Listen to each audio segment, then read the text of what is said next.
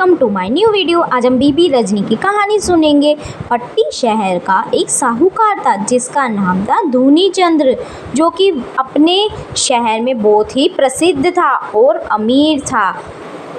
उसकी 6 लड़कियां थी पर एक भी लड़का नहीं था। उसका भगवान पे तब बहुत ही विश्वास था। वो बहुत ही दान पुण्य करता था और भगवान से बेटा मांगता था। जब उसकी 7वीं लड़की हुई तो उसका भगवान पर से विश्वास उठ चुका था क्योंकि उसे लड़का चाहिए था। तब वे भगवान से बहुत ही नफरत करने लगा और जहाँ जहाँ भगवान की पूजा होती थी वहाँ पे अत्याचार करने लगा। उसकी 7वीं लड़की थी बीबी रजनी। उसका भगवान पे अटूट विश्वास था। वो भगवान की पूजा करती थी पर उसके पिता को अच्छा नहीं लगता था पूजा करना। एक दिन धूनी चंद ने सारी लड़कियों को बिठा के पूछा, तुम किसका दिया हुआ खाती हो? सारी लड़कियों ने कहा, हम आपका दिया हुआ खाती है। पर जो बीबी रजनी कहती है, नहीं, मैं आपका दिया हुआ नहीं खाती, मैं रब का दिया हुआ खाती हूँ। तो वो कहती है, रब देता है मुझे खाने को। तो फिर उसका पिता होता है वो बहुत ही गुस्सा हो जाता है और कहता है, अच्छा। वो कहती है कि रब देता है। तो उसका पिता गुस्सा हो जाता है तो कहता है, अच्छा फिर मैं तेरी शादी एक पिंगले व्यक्ति से कर देता हूँ जो बहुत ही कमज़ोर होता है और उसको रोग लगा होता है और ढंग से वो चल भी नहीं पाता। ये सुनकर उसके सारी बहनें दुखी हो जाती है पर वो कुछ कह नहीं पाती क्योंकि उसके पिता बहुत ही क्रोधित स्वभाव के थे।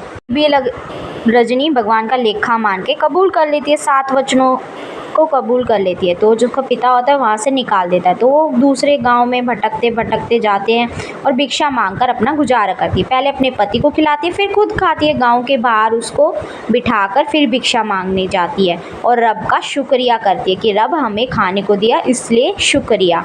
भी उनका विश्वास रब पे अटूट था।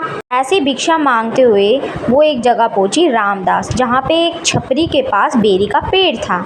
यहीं पर अपने वो पति को बिठा देती है और भिक्षा मांगने गांव में चली जाती है। जब वो गांव में चली जाती है तो उसका पति क्या देखता है, बहुत सारे कौवे बैठे हुए हैं वहाँ पे और आधे जो कौवे होते हैं वो पानी पी रहे होते हैं और कुछ जो कौवे होते हैं वो पानी में डुबकी लगा के मस्ती कर रहे होते हैं और जो पानी से बाहर निकल रहे होते हैं जो कौवे वो हंस बन जाते हैं। ये देखकर उसका जो पति होता है वो बहुत ही चौंक जाता है कि जो पानी में डुबकी लगा रहे हैं वो बाहर जब निकलते हैं वो हंस के रूप में परिवर्तित हो जाते हैं। तो उसका जो पति होता है फिर वो देख के चौंक जाता है कि मेरा भी रोग इसमें डूबने से सही हो जाए। फिर वो रेंगते रेंगते पानी की छपरी में बहुत डरते डरते बेरी के पेड़ की डाल को पकड़ के आराम से नीचे जाता है। उसको डर लगता है कि वो डूब ना जाए।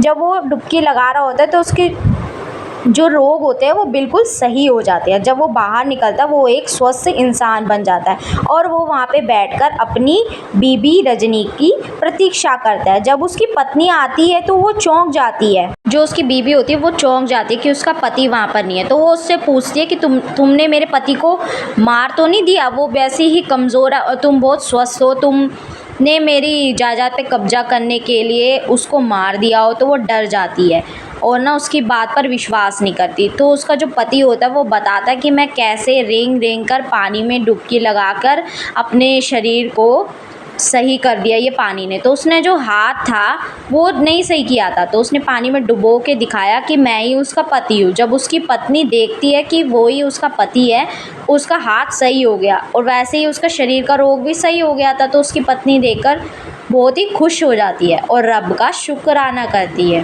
तो वो दोनों मिलकर रब का शुक्राना करते हैं कि रब शुक्रिया, आपने इनको ठीक कर दिया। और जो वो बेर है आज भी श्री हरमंदिर साहिब में है और उस पेड़ का नाम है दुखभंजनी पेड़, जो श्री हरमंदिर साहिब में है और बहुत से श्रद्धालु उनका आशीर्वाद भी लेने आते हैं। और जो वो गाँव का वो होता है उसका पिता होता है वो भिखारी बन जाता है। सारा उसका धन है वो लुटेरे लूट जाते हैं। Thank you for watching my video. Please like share subscribe my channel.